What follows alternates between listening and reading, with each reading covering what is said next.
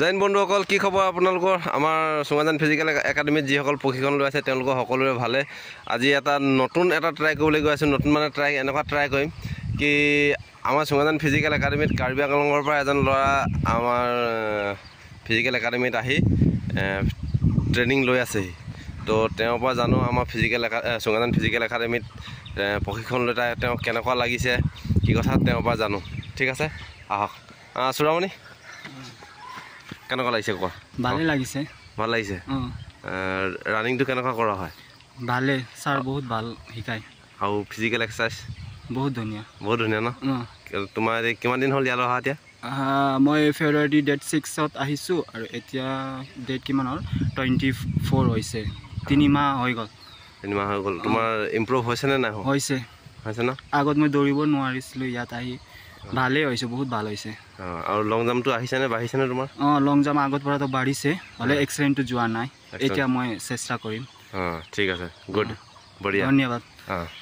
এজন আমাৰ আছে বহুত মানে কষ্ট কৰি আছে এইবেলি অসম পুলিচত লাষ্ট দৌল বাহাদুৰ চেত্ৰী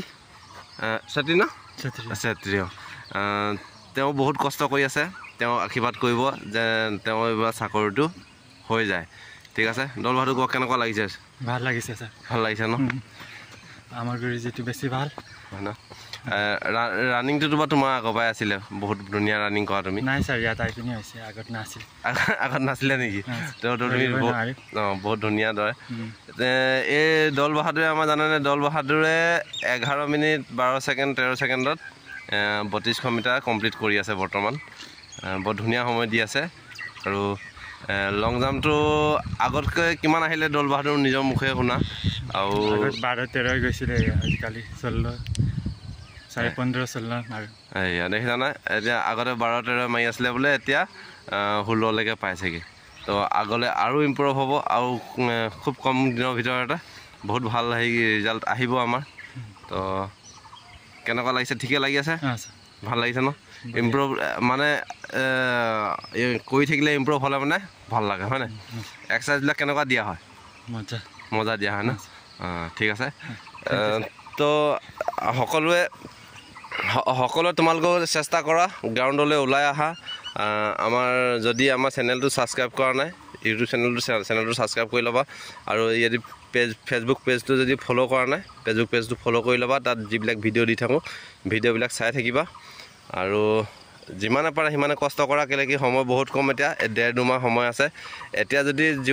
1.5-2 মাহ যদি সময় যদি আমি কষ্ট নকৰোঁ গোটেই জীৱনটো কষ্ট কৰি থাকিব লাগিব সেইকাৰণে 1.5-2 মাহ ধৰি খুব কষ্ট কৰা হাৰ্ড ৱৰ্ক কৰা নিজকে এষ্টাব্লিছ কৰিবৰ কাৰণে তো এতিয়া এই 1.5-2 মাহ কষ্ট কৰিলে তুমি গোটেই জীৱনটো আৰাম কৰিব পাৰিবা আৰু যদি এতিয়া এই 1.5-2 মাহ যদি তুমি কষ্ট নকৰি যদি বিচনাত শুই থাকা তেতিয়া গোটেই জীৱনটো কষ্ট কৰি থাকিব লাগিব সেইটো তোমালোকে নিজে বিবেচনা কৰি ল'বা কোনটো কৰিলে ভাল হ'ব কোনটো কৰিলে বেয়া হ'ব তো মোৰ হিচাপত গ্ৰাউণ্ডত ওলাই অহা ৰাতিপুৱা তোমালোকৰ স্বাস্থ্যটো ভাল থাকিব প্লাছ যদি ভাল হাৰ্ড ৱৰ্ক কৰিব পাৰিছা তেতিয়া তোমাৰ চাকৰিটো কনফাৰ্ম হৈ যাব সেয়া গ্ৰাউণ্ডলৈ ওলাই আহিব লাগিব ঘৰতে বহি কোনো চাকৰি নিদিয়ে কষ্ট কৰিব লাগিব যোনে কষ্ট কৰিছে সি সফল হৈছে যোনে কষ্ট নাই কৰা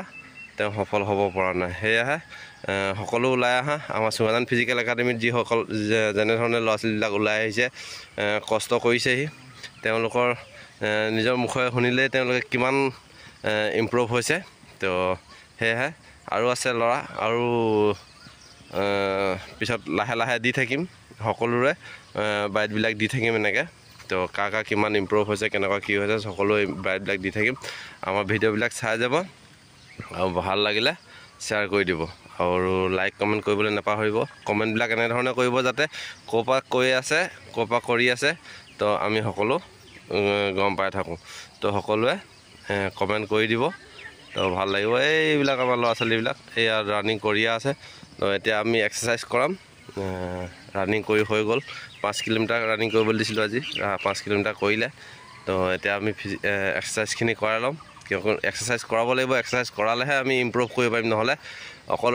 দৌৰাই থাকিলে আমি ৰানিঙত বা লং জাম্পৰ কাৰণে ইম্প্ৰুভ কৰিব নোৱাৰি আমি এক্সাৰচাইজখিনি বহুত প্ৰয়োজন আৰু লং জাম্পৰ কাৰণে ভিডিঅ' আমি এই 2-3 দিনৰ ভিতৰতে বনাই দি আছোঁ ধুনীয়াকৈ একদম মজা এটা ভিডিঅ' বনাই দি দিম তো আমাৰ পেজটো ফ'ল' কৰি ৰাখিব ইউটিউব চেনেলটো ছাবস্ক্ৰাইব কৰি ৰাখিব আৰু আমাৰ আহিবলগীয়া ভিডিঅ'বিলাক চবতকৈ প্ৰথমতে যাতে আপোনাৰ ওচৰতে পায়গৈ। ঠিক আছে, আজিলৈ ইমানে, বেছি দেৰি কৰি নাথাকোঁ। জয় হিন্দ।